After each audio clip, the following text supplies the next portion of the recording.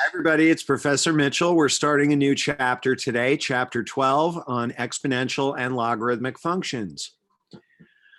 So before we get into exponential and logarithmic functions, we're going to cover section 12.1, which is the algebra of functions and composite functions. We'll be using this when we get into the exponential and logarithmic functions. The objectives in this section are to add, subtract, multiply, and divide functions, and then construct composite functions. And we are back to SLOB, which is solve problems involving algebraic expressions, rational expressions, radical expressions, complex numbers, and in this section, function algebra.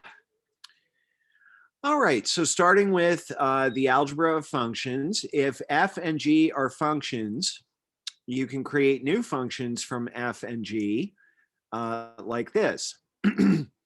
The sum of the functions f and g, which is called f plus g of x, is equal to f of x plus g of x. Now, this is deeper than it looks.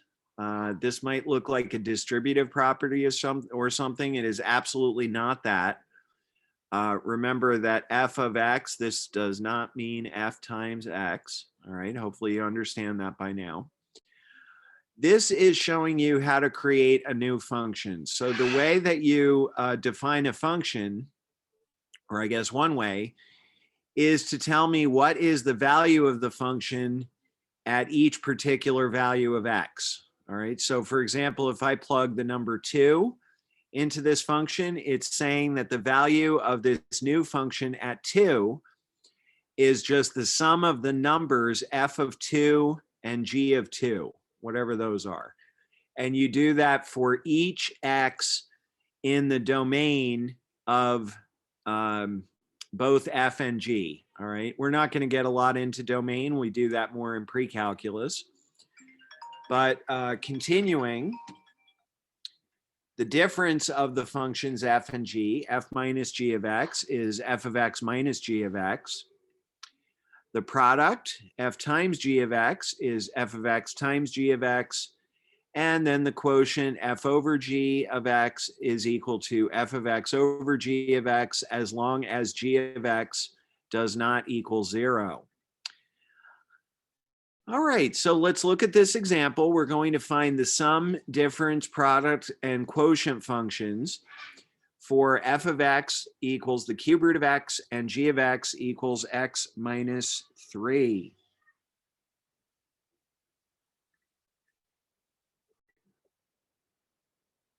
All right, here we go. So f of x is the cube root of x, g of x is x minus 3. First, we want to find f plus g of x. Remember, that means f of x plus g of x. Well, f of x is the cube root of x. G of x is x minus 3.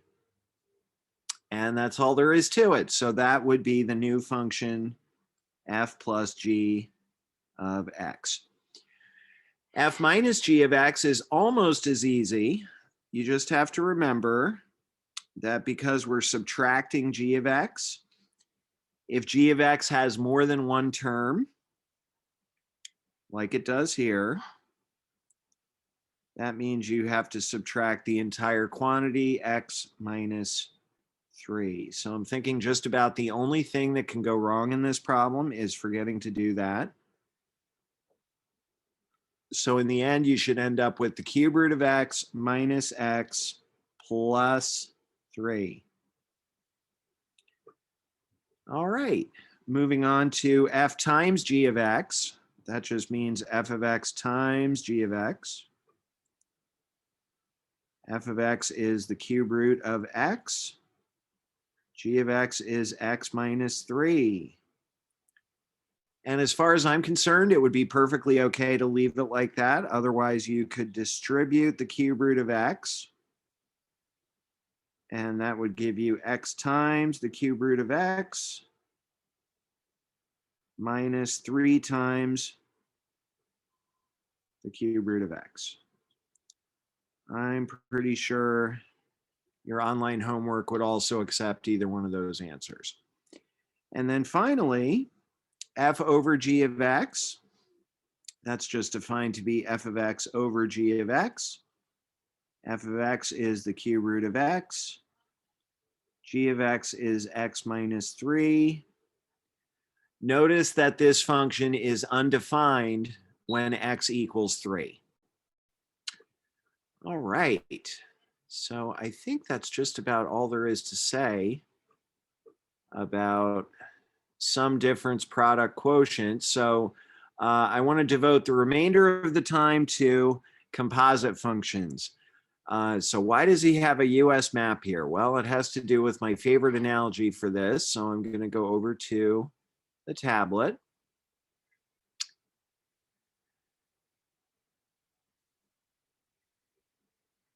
All right, I couldn't find the exact same map that I had put into this PowerPoint back in the day, but this is pretty close. All right, so the idea is this. Every Christmas, I get on a plane in, let's say, Sacramento, and my goal is to get to home to New Jersey to see Mom. And usually I fly into Philadelphia. Oops. All right, well, on my favorite airline, I usually don't get a direct flight from Sacramento to Philadelphia. Usually I have to change planes, usually in Denver for some reason. So that is down here somewhere. All right, so the idea behind composite functions is you take one function called g, and let's say that flight g takes you from the number 5 to the number 12. Okay. Let's say I get on at gate 5 and I get off at gate 12. All right, so in function language, what that means is that g of 5 is equal to 12. Well, then I get on another flight, let's say still out of gate 12.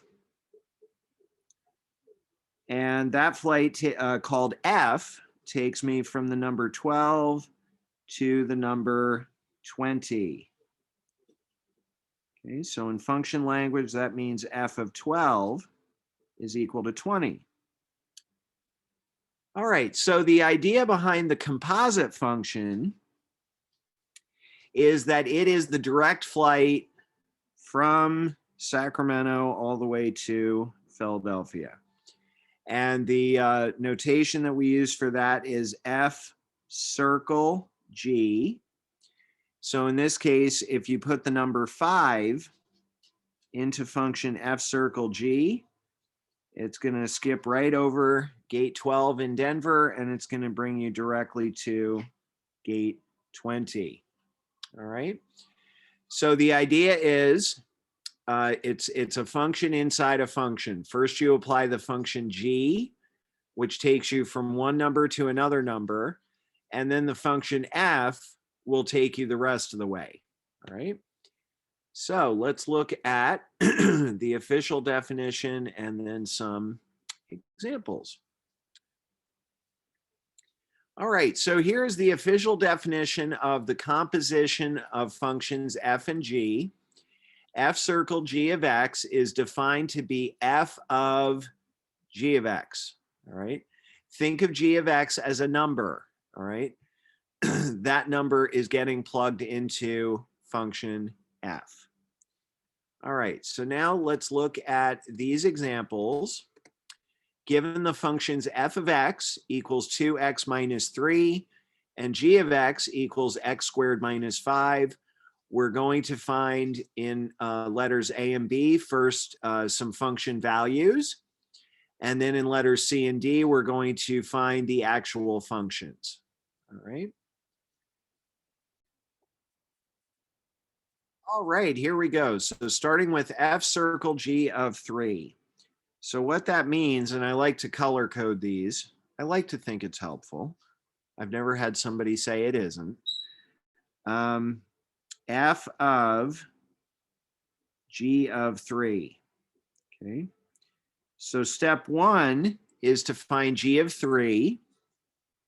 And maybe I'll do that off to the side over here. So g of 3, right, here's g of x, g of 3 would be 3 squared minus 5. 3 squared is 9. 9 minus 5 is 4. Okay, so going back here, g of 3 is equal to 4. So the first part of the flight took me from 3 to 4. Okay, and now f is going to take me the rest of the way. And what function f says to do is take a number, multiply it by 2, and then subtract 3. So when I put the number 4 in there, I get 2 times 4, which is 8. 8 minus 3 is 5. Okay. So the direct flight takes me from 3 all the way to 5. All right. Of -1. All right. Notice the functions are in the opposite order. Okay, so this is g of, and the first thing I'm going to do is f of -1. So off to the side over here, let's put a line here so I don't get stuff all mixed up. F of blank is 2 blank minus 3. Put a -1 in the blank, and you get -2 minus 3, which is -5. So we are going to replace the f of -1 with -5. And then function g is going to take me the rest of the way. And what function g does is it takes the number, squares it, and subtracts 5. So in this case, it's going to square the -5, which gives me 25, not -25. And then 25 minus 5 is -20. I'm sorry, 20, not negative, just 20. Okay. All right, so if I had taken the connecting flights, I would have gone from -1 to -5, and then from -5 to 20. The nonstop flight takes me from -1 all the way to 20, the direct flight. All right, next. So now we're going to construct the actual functions, f circle g of x and g circle f of x. And then if I, ran into another problem like f circle g of 3 or g circle f of -1, I could just put that number into this new function and the answer would pop right out. Okay. So I always like to make these what I call an I do one, you do one. All right. You watch me do the first example and then pause the video and try the second one yourself. Right. I'm always encouraging you to do that. Okay, so we have f of g of x. Okay, so in this problem, there are no numbers, right? So the first thing I'm going to do is replace g of x with the rule for g of x, and I think I will just make sure I remember what that is. Okay, so the rule for g of x is x squared minus 5. Now I'm going to write the rule for f, which is 2 times a number minus 3. So if I do that to the function x squared minus 5, what I end up with is 2x squared minus 10 and then minus 3. So the direct flight function would be 2x squared minus 13. So now see what happens if you plug the number 3 into that function. Do you get the same answer that we got doing it this way? All right, I'm pretty sure you'll find that you do. Okay, so have you tried G circle f of x? Give you a second to pause the video and try it. All right, so that's very similar, except the functions are in the opposite order. So I'm going to start by saying, actually, I'm going to start by drawing a line here again. Okay, so I'm going to start by writing g of f of x Then I'm going to replace f of x with the rule for f of x, which is 2x minus 3.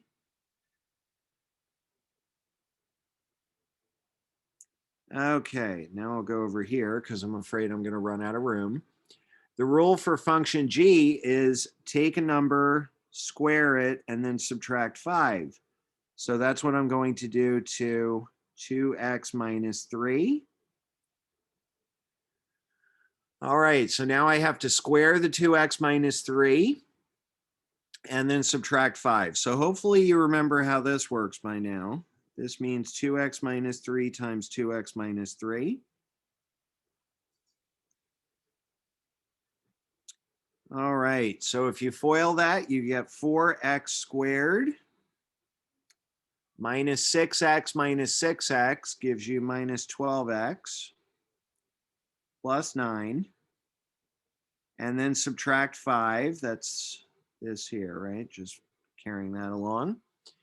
And then when you combine your like terms, you get 4x squared minus 12x plus 4.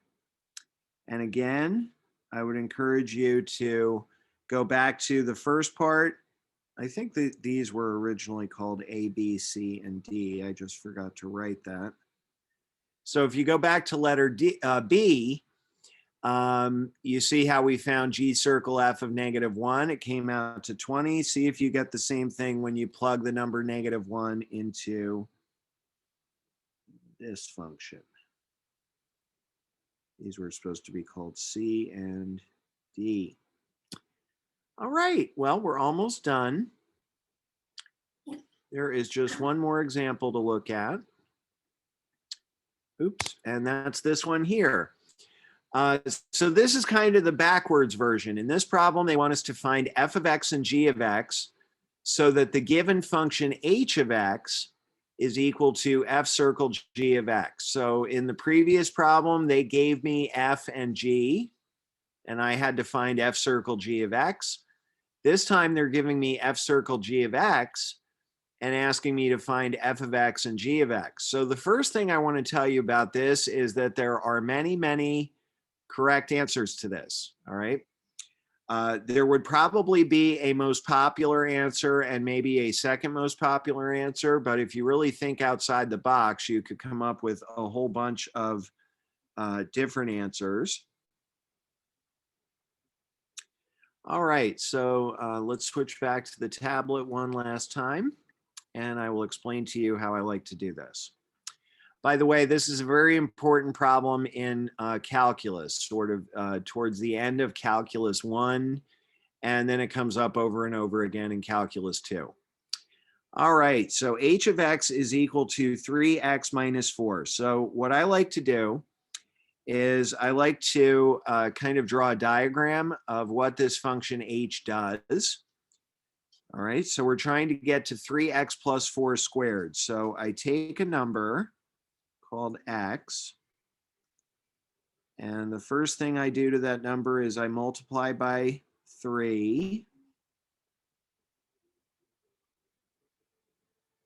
The second thing I do is add 4.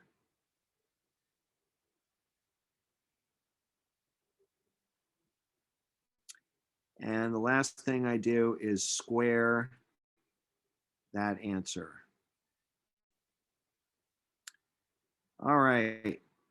So the idea is that the functions f and g have to divide up this work. And there's one thing I want to remind you of is that f circle g of x is defined to be f of g of x. So the function that gets the first crack at the number x is g, not f, but g, all right?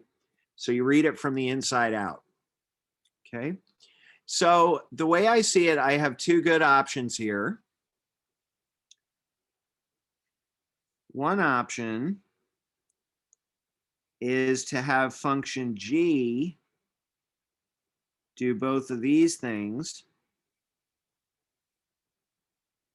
and have function f just do this. Okay. All right, so let's do this because I don't want to switch back and forth too much between screens. So let's go with that. I'm going to call this number 1, as in choice number 1. Under choice number 1, g is taking a number, multiplying it by 3, and then adding 4. So that would make g of x be 3x plus 4. And then the only thing that function f is doing is squaring a number, all right? So that would make f of x just be x squared, all right? Function f does not pay any attention to what happens to the number before f gets a hold of it. So that's why f of x is just x squared, all right? And then you can really quickly check that answer. F of g of x, and I'll be erasing this part in a second to make room for answer number 2. G of x is 3x plus 4. And then function f, all it does is it takes a number and squares it. So in this case, that's what we're doing to 3x plus 4. Woohoo! All right, so that's exactly what we wanted. All right, so let's talk about option number 2. And then maybe I'll mention how your online homework does this. The last time I checked. All right, so option number 2 would be to have function g just do this first thing and make function f do steps 2 and 3. Okay. This, I think, might be the second most popular answer if I left this completely open-ended. All right, so number 2. So all g of x is doing is taking the number and multiplying it by 3. So that makes g of x just 3x. And then what function f of x does is it takes the number, adds 4, and then squares it. All right, add 4 and then square the answer. So that would be x plus 4 squared. That would be another good answer. All right, so the last time I looked on your online homework is not great the last time I looked at scoring problems that have a whole bunch of different correct answers, all right? So I think that your online homework will probably make these multiple choice. Either they'll make them multiple choice or they will give you a limited number of functions to work with, all right? One of those two things so that there's only, well, it limits the number of correct answers down to 1, I guess, only 1 correct answer. All right, so anyway, that's the idea behind the algebra of functions and composite functions. So we'll see you next time when we start using that with exponential and logarithmic functions. See you soon.